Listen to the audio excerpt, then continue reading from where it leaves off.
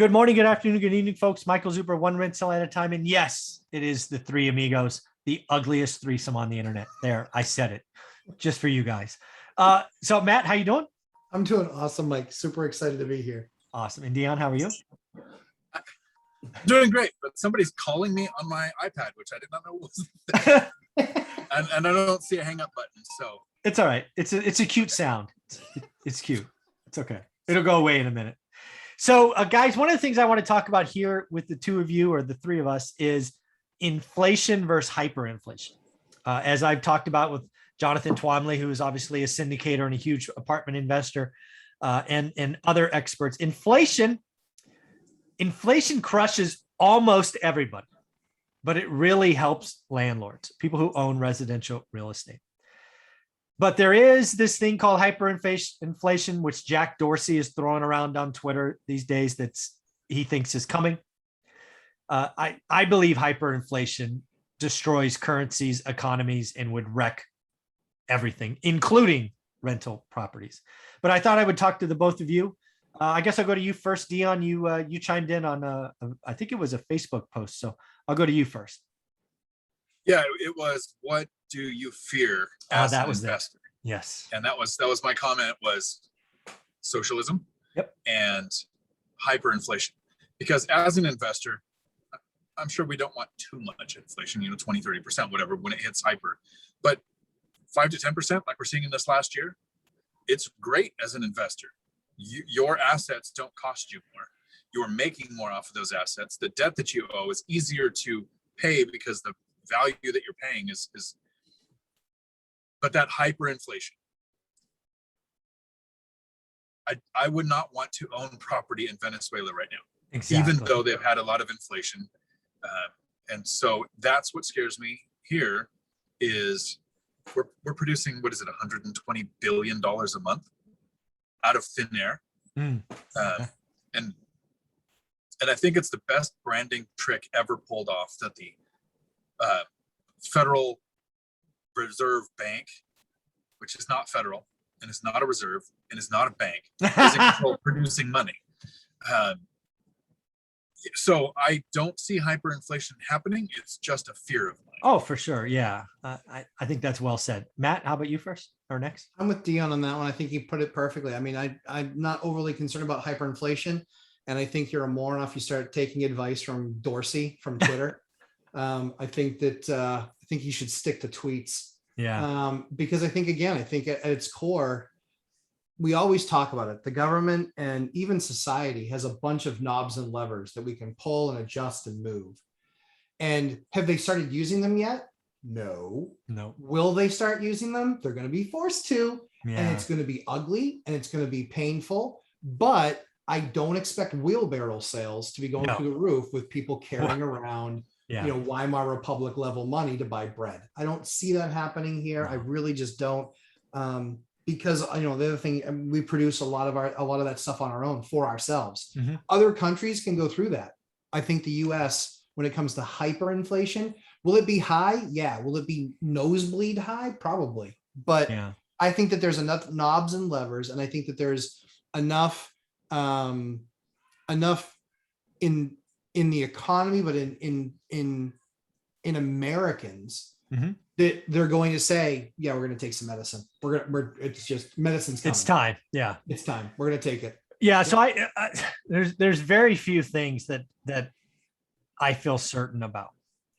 One of them is hyperinflation will not come to the United States in my lifetime because we know how to beat it. What did Paul Volcker really show us? First off, if you want to break the back of just nasty inflation, horrible inflation, demand reducing inflation, consumer behavior changing inflation, you raise rates. Yeah. You simply raise rates where it is cost prohibitive to start new businesses. It is cost prohibitive to do anything except leave money in the bank. Mm-hmm. He took them to 18 or 19%. Oh yeah. We know how to beat high inflation, nosebleed inflation, non-transitory inflation. Will the people in power have the will to do it? frankly, not this guy, not the Mm-mm. guy current, but just like the guy, again, that's why I study history. We had somebody who was a Fed president in the 60s. His name escapes me. I want to say Ben or whatever. Just call him Johnny. It wasn't Johnny, but Johnny. He was the Fed president for 8 years. He was labeled after, he left as the Great Inflation. I didn't even know that existed. But basically, he was focused on jobs and he didn't give a lick about inflation. Lo and behold, he exits. Another guy comes in for not less than a year. Same deal. He's out. Paul Volcker comes in. All right. Not worried about jobs. We're going to worry about inflation. Mhm. I'm going to fix it. And he took on immense pressure and heat. The president of the United States was not as powerful as Paul Volcker. He was the man. And he broke it single-handedly. We can do it again. It's going to take a different person because Powell ain't doing it. That's just not happening. Well, that Fed president that you mentioned in the 60s, he also presided over a stock market that in 10 years had double-digit declines 3 of those 10 years. Oh, God. Think about that. 3 in 10. You're talking about 30% of your years in the 60s had a double-digit decline in the stock market. Ouch. That'll hurt. That's crazy. Because then over the next 51 years, it was 7 times. Yeah. So that's the kind of craziness that we're talking about. And yeah, I wonder who has the backbone. Who's Paul Volcker 2.0? Yeah. Who is that person? Guy, girl, whoever. Yeah. Again, that's what invited to parties. Yeah, no, they're going to, whoever the president of the United States is, when they jack up rates, they're not going to, because it's going to slow the economy. GDP will come. Yeah. Like we already are. Just checking. I want to make sure. I'm not an economist, but I've seen the numbers and I feel like that's where we are, everybody. We'll talk about that. That's funny. Yeah. So let's just talk about what Matt saw. Matt saw my daily financial news this morning. He did. GDP was reported for Q3. These are the numbers. You can go Google them yourself. GDP for the US economy was 2% for Q3. PCE, which is the Fed's personal consumption expenditures, their favorite inflation gauge, was 5.3. And what was rents as part of that, Mike? Rents are only 2.1% of that number, which is asinine.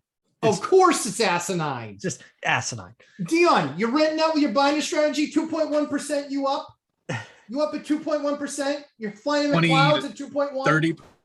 And right. So if somebody watches your content, this shocks people when they first start looking at investing. Yes. If they listen to you all the time, they're already aware. Most people don't realize the government, the Fed's goal is inflation of 2 to 3%. And so if you've never looked into real estate before, and this is your first time looking, why would we want inflation? And it is to encourage people to invest. Money sitting in a bank isn't doing the economy any good. But if we can help people with the goal of investing, create more housing, create more jobs, help the GDP along, we saw 5 or 6% inflation pretty much across the board. I know there's a national average, but each area is a little bit different.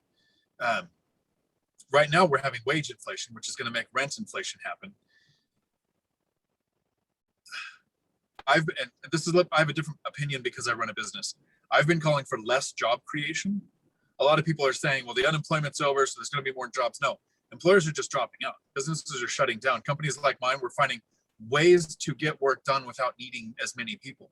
We're going to see more kiosks and fast food. And I don't see GDP increasing, but I came out, I think it was like 8 weeks ago, and I said, I think we're going to have my biggest fear, and now it's kind of like baked in the cake, I think, is we are going to have, somebody's going to raise rates, either Powell or whoever the next one is, into the teeth of a real recession. But remember what I just said about Q3. I would argue that we're already in a recession, because Q2, we had 4.1% GDP growth with 6.4 or 6.5 inflation. And again, for everybody that chimes in, GDP is not inflation adjusted. It is a nominal number. So stop being wrong, right? So 4 and 6 is -2, just in case we're doing math together. And what just happened is we had a 2 and a 5.3. It's So yeah, that's- it's minus over 3. Yeah, now it's -3. So -2 to -3.3. That kind of feels like 6 months and might actually be a recession. I'm just saying. I did the math. It's Ah! bad. That's bad. Yeah. Not good. Bad. It's Bad. It's Bad. Yeah. So Dean, I think you're right. I think what's going to happen next year is we're going to taper. We're going to raise rates. Now the Fed is actually calling for rates to rise in 2022. What did I tell you a year ago? They would rise in 2022, even though they said 2024. I got to tell you, I've been right a lot lately. And yeah, I think they're going to raise rates into a real recession. And it's going to be stagflation, right? Kiosks, you're going to find a way to outsource to Costa Rica or the Philippines or wherever. It's going to be a bad job picture in a rising inflation environment. And the person sitting in the Fed's like, shit, how did I get Paul Volcker's job? Right? Because they are not going to be, they're going to cause a deep recession that goes for quarters because they have to at some point. It's enjoy paying $18 for my value meal. dude, I just pay, I don't know what do you get? Actually, Dion, you're traveling across the country. I just took a picture of the gas pump here in California. It was $5.20 a gallon. I almost took a picture and sent it to you because God bless Texas. 288. Yeah, baby. Damn, Texas coming strong. Yeah. What is it where you are, Matt? I'm just curious. It's a little bit over, it's like 318. You Yeah. freaking. But the crazy thing is you go across the border into Mass and it's like 370. Just right across the border. Okay. Like nice. Nice. Yeah, they come across the border for our booze and for our gas. Sometimes both. Sometimes Yeah, both. of course. Why not? This is one trip. All right. So again, this always just sounds bad, but I like inflation at 5%. Yeah. That's above trend. It's not so fast that my yearly lease renewals get eaten alive, right? Because if it's like 20%, then I'm kind of behind, right? 5% a year for a decade. I don't mind that, right? As a real estate. Word. 5% a year for a decade. Can you imagine? I do the math on your portfolio. What would happen? That would probably almost double. I mean, at that point, I have enough money to get pretty.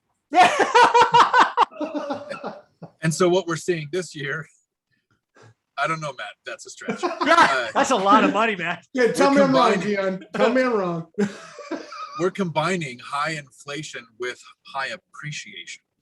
Yeah. So my portfolio is nowhere near the size of your guys'. So now you guys are much more conservative when it comes to sharing information. I'm transparent because I don't care if people hate me because I'm not as poor as I used to be. My net worth changed by $600,000 last year just because I owned property. Right. That's not principal pay down, not cash flow, just the appreciation of the property. Add to that inflation and how I've hedged against that.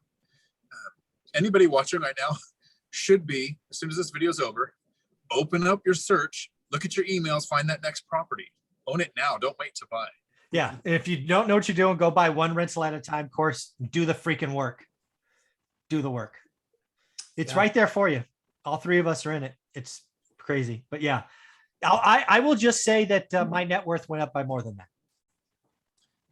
Significantly. If mine did, I'm like the noob here with 16 units. And if mine went up that much, your guys' numbers must be awesome. So congratulations to both of you. And not only congratulations for pulling it off, but then sitting here and taking your time and doing this. Yeah. And going, hey, everybody else. Yeah. Here's how you do it. Yeah.